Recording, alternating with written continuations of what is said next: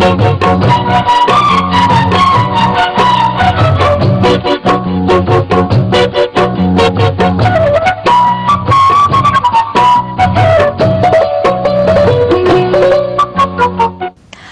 గానం మనసును సదా పలికించే సరాగం. ఆ స్వరం సంగీత హృదయాలను మాయం చేసే ఇంద్రజాలం. ఎన్టీఆర్, ఏఎన్ఆర్, కృష్ణ, శోభన్ బాబు, చిరంజీవి, అల్లు రామలింగయ్య ఇలా నటుడు ఎవరైనా వారే స్వయంగా పాట పాడారనేలా తన గొంతుతో మ్యాజిక్ చేసేవారు బాలు. విరహాన్ని అద్భుతంగా పలికించగల గాయకుడు బాలు.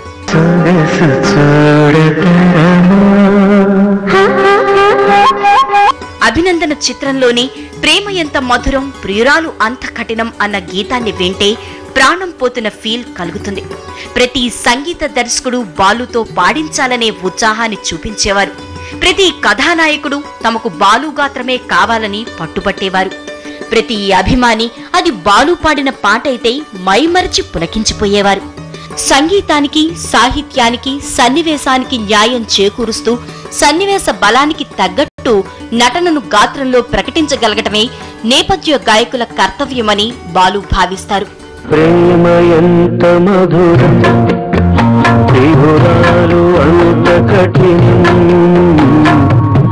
తొలిపాట నుంచి తాజాగా శ్రీరామరాజ్యంలో జగదానంద కారక వరకు ఎన్ని పాటలు పాడినా అలసిపోని గాత్రమది.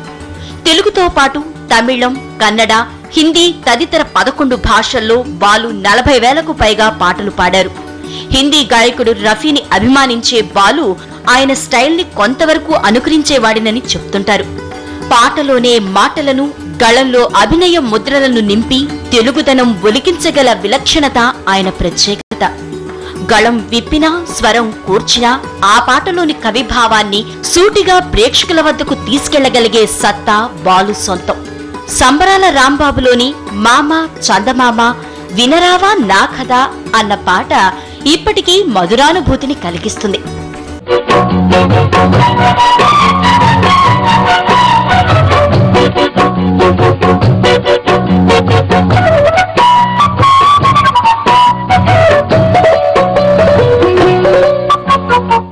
నేటి తరం గాయకులకు బాలు ఓ స్ఫూర్తి ప్రదాత. ఆయన పాటలు ఓ పుస్తకం, ఆయన అనుభవాలు ఓ డిక్షనరీ, ఆయన అభిప్రాయాలు ఓ పాఠం. అందుకే ఎందరో గాయకులకు ఆయన దార్శనికుడయ్యారు. ఇన్నేళ్లైనా తన గానంతో సంగీతాభిమానులపై ఇంకా చెరిగిపోని ముద్ర వేస్తూనే ఉన్నారు. ఇంకా ఎన్నో ఏళ్లు ఇలాగే ఈ సుస్వరాలు సాగిపోవాలని కోరుకుందాం.